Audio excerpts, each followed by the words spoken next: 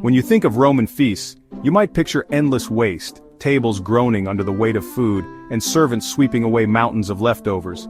It's easy to imagine a world of excess, where abundance led to carelessness. But the reality is far more fascinating and, in many ways, surprisingly modern.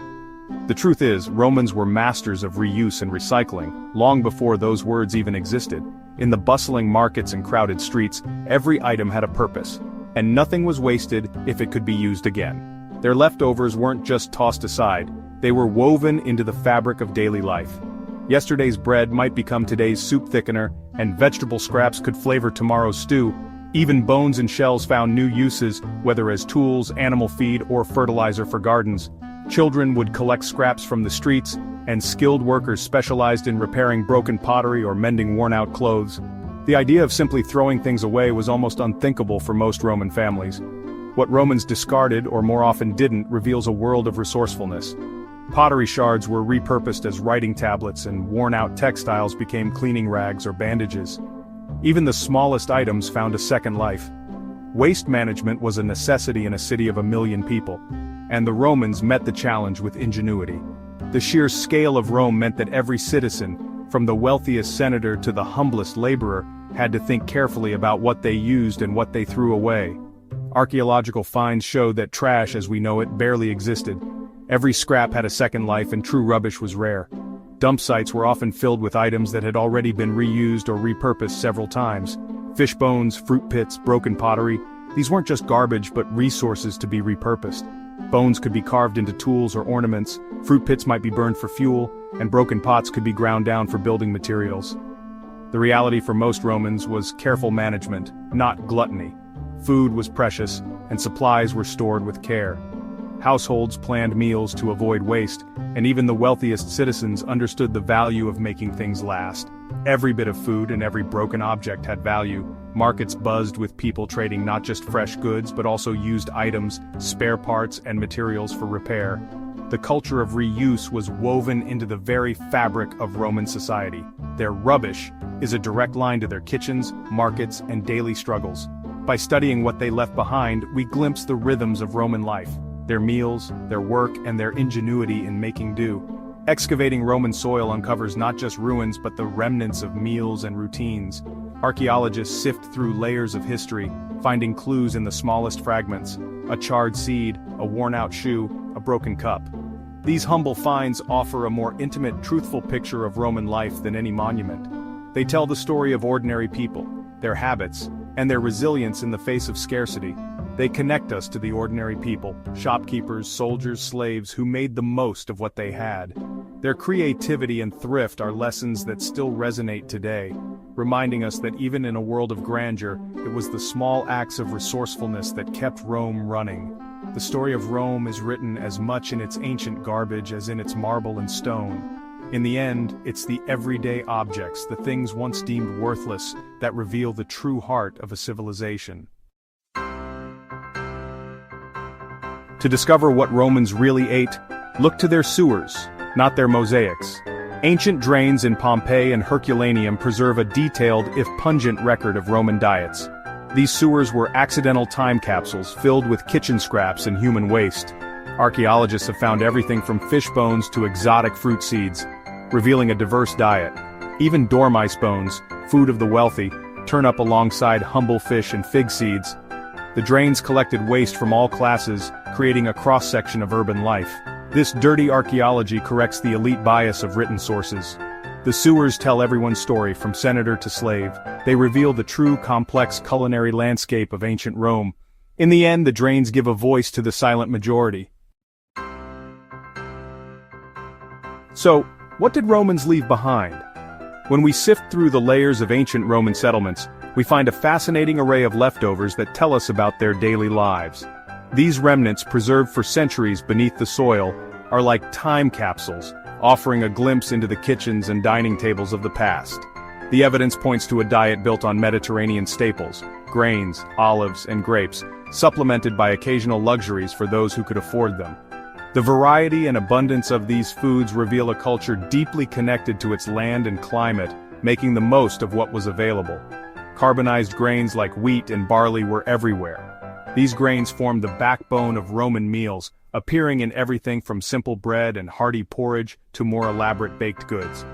Their presence in nearly every excavation site shows just how essential they were to survival. Olive and grape pits are found in huge quantities, highlighting the importance of olive oil and wine in Roman cuisine. These byproducts, often discarded after pressing, hint at large-scale production and trade networks that stretched across the empire. Oil and wine were not just food, they were symbols of Roman identity and prosperity.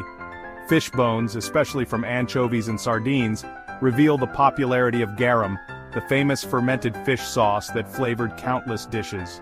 Garum was a staple condiment, used by rich and poor alike, and its production left behind mountains of tiny bones.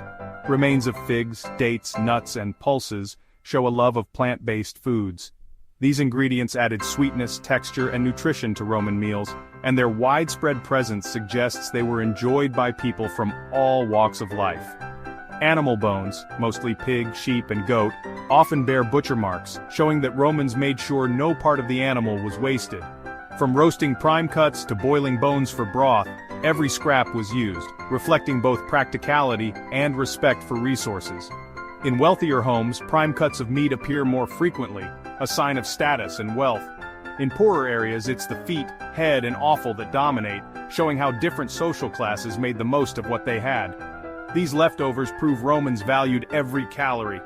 Nothing was wasted, and even the smallest scraps were put to use, whether as animal feed, compost, or fuel. Their trash tells the real story of what kept the empire fed. By studying these ancient remains, we uncover not just what Romans ate, but how they lived, worked, and thrived in a world both familiar and distant from our own. The leftovers from elite Roman villas tell a story of luxury, global trade, and the social rituals that defined ancient Rome. These remnants are more than just discarded food.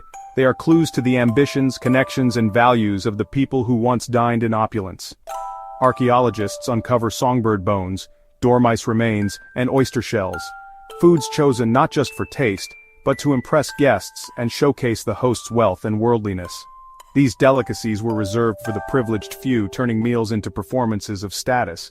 Imported items like date pits and peppercorns, found far from their native lands, reveal the vast reach of Roman trade networks. Spices and fruits traveled thousands of miles, connecting Rome to distant cultures and bringing exotic flavors to the tables of the elite.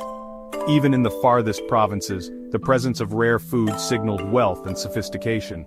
Hosting a banquet with imported delicacies was a way for provincial elites to align themselves with the power and prestige of Rome itself. But the story doesn't end with the feast. Waste was carefully managed. Banquet scraps were often distributed to clients or slaves, reinforcing the social hierarchies that structured Roman life. Even leftovers became tools of patronage and control. The rich performed their status even in what they discarded, making a spectacle of abundance and generosity. Discarding food was a subtle display of power, signaling that the host could afford excess. Culinary snobbery was on full display.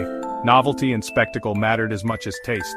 Chefs competed to create the most unusual and extravagant dishes, and diners delighted in the rarest ingredients. Game bones and expensive shellfish shells point to elaborate feasts where the menu was a statement of identity. The more exotic the food, the higher the status of the host. The scraps left behind are silent testaments to competitive consumption, where every meal was an opportunity to outdo rivals and reinforce social bonds. For the elite, dinner was more than sustenance. It was a display of power, connection, and cultural sophistication, a stage for forging alliances and demonstrating influence. Their leftovers reveal a culture obsessed with status, spectacle, and the art of impressing others, even in what was thrown away. In ancient Rome, every scrap had a story to tell. In the crowded insulae, the story shifts to survival and ingenuity. The urban poor relied on cheap staples, coarse bread, bean stews, and the animal parts the rich discarded. Bones from feet, heads, and tails were boiled for broth. Offal was common. Salted fish and garum provided essential protein and flavor. Many lacked kitchens, so street food vendors were vital.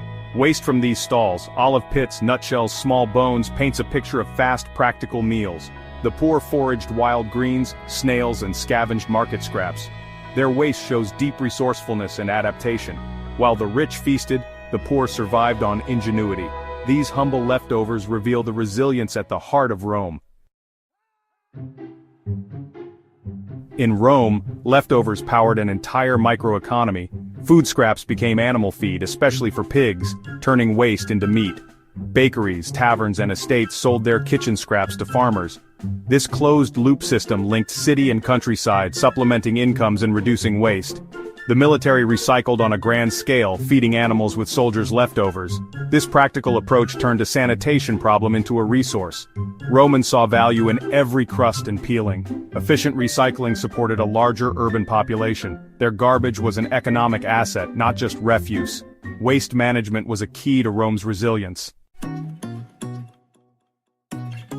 Romans didn't stop at animal feed, they mastered composting too. Writers like Cato and Columella described mixing manure, food scraps, and even human waste to enrich soil. Urban waste became fertilizer for market gardens and vineyards. Collectors gathered organic waste to sell to farmers, keeping cities cleaner and fields productive. Pottery shards were repurposed as writing tablets, drainage pipes, or even building material. Crushed ceramics became waterproof cement for aqueducts and baths. Romans turned broken pots into essential infrastructure. Their resourcefulness extended to every material. Recycling was woven into daily life and industry. The Roman world thrived on turning trash into treasure. Leftovers shaped Roman customs, religion, and language. At dinner parties, guests took home delicacies and napkins, a sign of generosity, not shame. Religious rituals involved sharing and ritually disposing of leftover offerings. Food left at tombs fed the spirits of the dead, reflecting beliefs about the afterlife. Even Roman humor poked fun at leftovers, as seen in Martial's witty poems. Words for remains and dregs carried social and cultural meaning. For Romans, leftovers were more than scraps, they were part of identity. Rome's leftovers reveal a society built on resourcefulness, not just grandeur. Their informal economy of reuse kept the city running and the empire fed. From elite banquets to humble stews, every scrap had a purpose. The rich passed down their scraps, the poor made broth from bones, farmers fed pigs with city waste, engineers built with broken pots. Nothing was truly wasted, necessity drove innovation. The real legacy of Rome may be found in its ancient trash, not just its ruins. Their genius was in what they managed not to throw away.